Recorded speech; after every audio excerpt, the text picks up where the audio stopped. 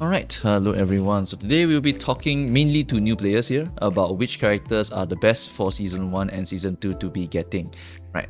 To explain how I am recommending these characters here at the start, I want to say that I will be prioritizing the best generalists, clasher or DPSs in the game. That's because in this game, at first glance, you might think that this game is all about building for a certain element or a certain status and you are playing Candy Crush basically. That is kind of true once you get the right units. Right now, you're very new. You can actually just win the game by using 12 very good DPSs, and then you just clash everything, you win everything, you win the game.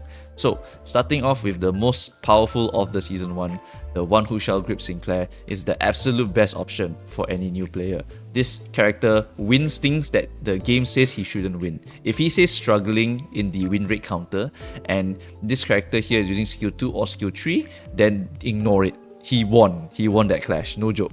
This character here has some insanely good clashing power and insanely good damage output, and the sanity management is the only thing that you have to worry about, but as a new player, you don't need to care. All you need to do is don't equip a single ego, press P plus enter a bunch of times until it doesn't work. This character here will just win everything for you. Just trust me on that. This character is just a super strong DPS.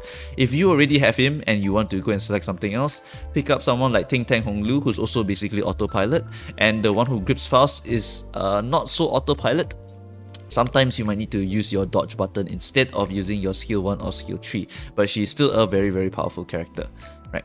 Next, we're going to the Season 2 IDs. Season 2 IDs, the best one by far is Mola Boatworks Fixer Ishmael. This character solos content by herself and she has one of the most powerful dodges in the game. Definitely try to learn how to activate the dodge button because this character's dodge is insane. It starts at 10 and then you add 4. That means that if you are low sanity and you dodge, you're always guaranteed 10. The plus 4 is going to be the bonus number, and 10 is good enough to dodge a lot of stuff in this game, and this character can tank a lot of damage and can scale very well. Her coin power is not bad either, and more importantly, she's already a decent unit at uptime 3. Same as Grippy Sinclair, same as your Grippy Faust, same as your Ting Tang Hong Lu. All of them, uptime 3 is all you need. You don't need to invest very heavily into uptime 4 for all of these characters. Uptime 4 is a little bit of like a bonus. It's like Arknight's E3, right? It's like E3 50 plus or 60 plus. It's just minor stat changes. So for a lot of these old characters, they are minor stat changes for the uptime 4. So you don't have to worry about it too much. Right? Uptime 3, this character over here. Then you go to Season 1 over here, and this is uptime 3, uptime 3, and uptime 3. Yeah, all of these characters function perfectly at uptime 3. So yeah, this is the singularly best options for all of these seasons already. For other people who are looking for statuses, not for new players, alright? New players, you don't look at statuses at all. Just take the best generalist and run it down. For a lot of these old players, they are basically done with the game. They have all the best generalists, they can just win the whole game, so might as well look for a fun status to just try out with, right? So, Grippy, one of the best characters for statuses later on also, because her passive helps to heal sanity. If you're using the Bloodfiend team and you need to farm sanity very fast, you can just get 3 Last Resonance, she will whistle, and then after that you get some sanity back. Ting Tang Hong Lu, one of the best generalist passives in the game, because you're able to give one character just straight up damage. Like, look at the condition.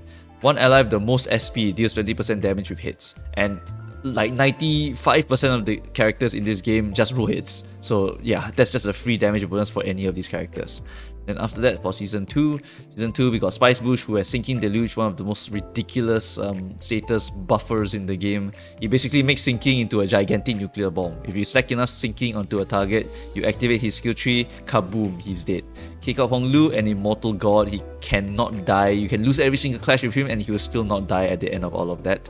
And then Otis is one of the better characters for bursting a bunch of times, because the skill tree has 3 instances of bursting, and bursting is very important for the Tremor Decom later on. Right, so I think that's going to be my quick summary of all these characters without going into too much detail here. For new players, repeating again, very important, Ishmael and Sinclair. These two, uptime 3, boom, that's 2 very good units already. Then whatever your reroll, you got units. Like let's say you have a Wild Hunt Heathcliff or whatever from your rerolls, just go ahead and use those characters.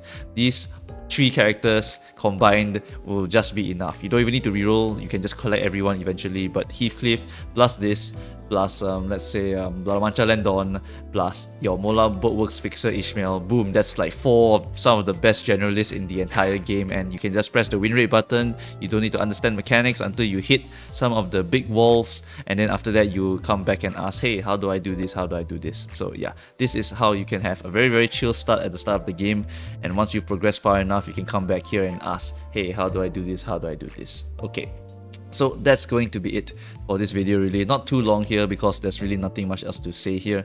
For new players, the priority is definitely just getting generalists rather than statuses, and for all these old players, they should already know what they will be looking for in terms of sinking, in terms of bursting, in terms of any other thing.